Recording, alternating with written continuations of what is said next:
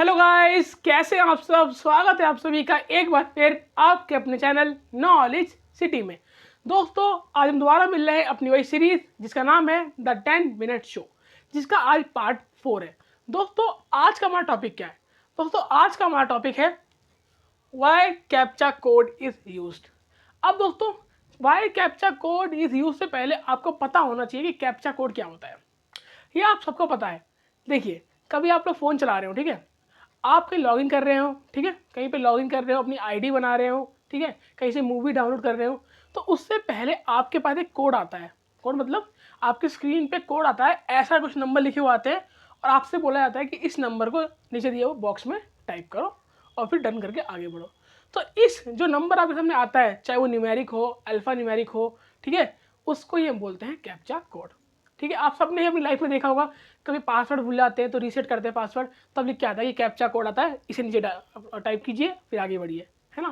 तो क्या आपके दिमाग में सवाल आया कि कैप्चा कोड क्यों आता है, क्यों बार बार ये कैप्चा कोड आता है हमारे सामने, क्यों हम इसे टाइप करते हैं? इसे टाइप करने से होता क्या है ना। हम मूवी डाउनलोड करने के हम डायरेक्ट मूवी डाउनलोड कर सकते हैं, लेकिन पहले 2-3 कैप्चा डालो, उसके बाद मूवी डाउनलोड होती है।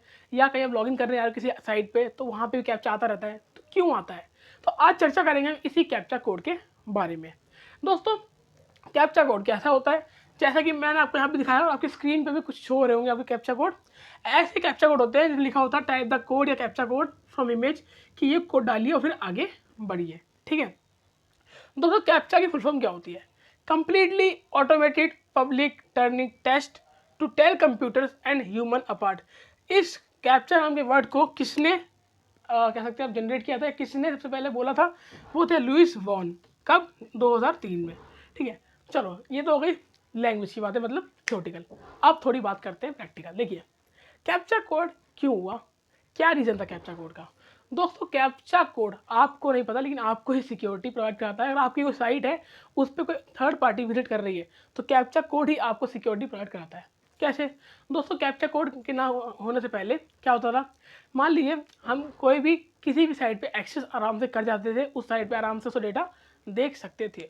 लेकिन दोस्तों, कैप्चा कोड क्यों लगाया गया? कैप्चा कोड इसलिए लगाया गया कि जिससे कि कैप्चा कोड आपका पता लगा सकता है कि सामने वाला जो इस साइट में आ रहा है। फॉर एग्जांपल, मान लीजिए मैंने अपनी एक वेबसाइट बनाई, ठीक है, काहे की मैंने अपनी एक वेबसाइट बनाई www करके, ठीक है।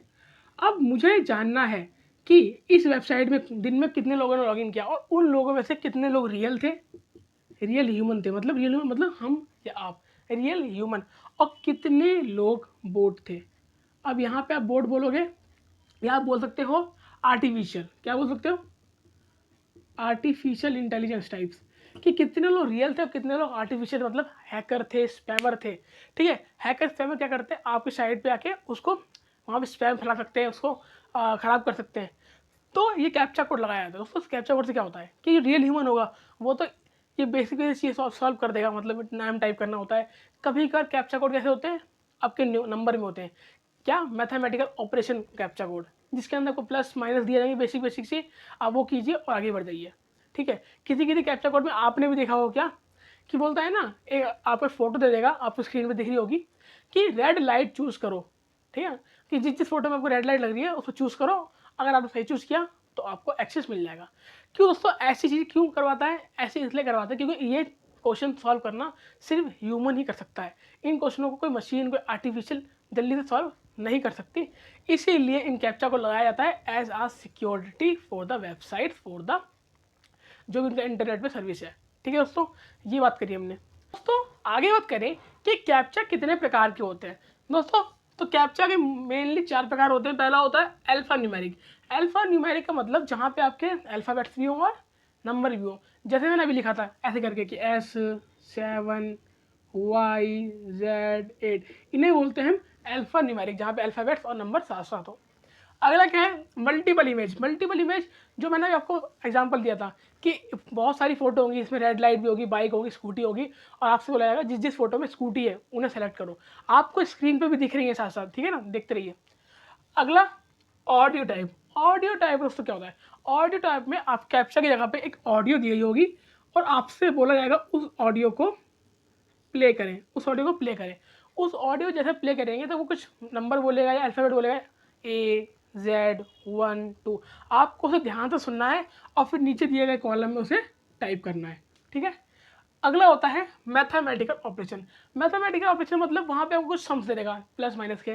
जब लिखा होगा 8 + 2 कितना होगा, आप लिख दोगे 10 तो एक्सेस मिल जाएगा, ठीक है। ऐसे बेसिक से सम्स होंगे। तो 4 तरह के आपके होते हैं कैप्चा कोड। तो गाइस यहाँ पर टॉपिक खत्म हुआ। ये टॉपिक हमने इसलिए उठाया क्योंकि हो सकता है आपके दिमाग में क्वेश्चन आता हो, ठीक है ना। तो बहुत कॉमन सी बात थी, इसलिए हमने इसे आज चर्चा में ले लिया, ठीक है। तो आज के लिए इतना ही। अगर आपको वीडियो अच्छी लगी हो, हेल्पफुल लगी हो, इसे लाइक करें, कमेंट करें, शेयर करें।